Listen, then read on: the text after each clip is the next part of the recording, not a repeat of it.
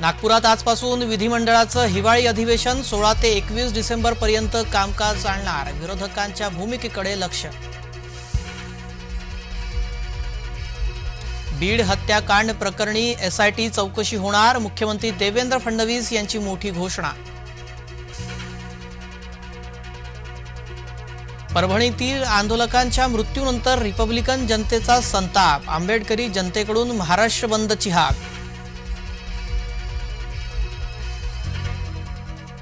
येत्या 2 दिवसात खाते वाटप पूर्ण करू। मुख्यमंत्री देवेंद्र फडणवीस यांची माहिती।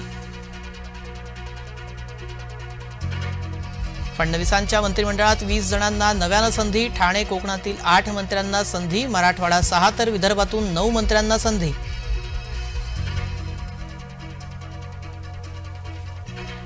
राष्ट्रवादीकडून छगन भुजबळांना संधी नाही। ओबीसी संघटना आक्रमक, तर भाजपाकडूनही उत्तर महाराष्ट्राला मंत्रिमंडळात प्रतिनिधित्व नाही।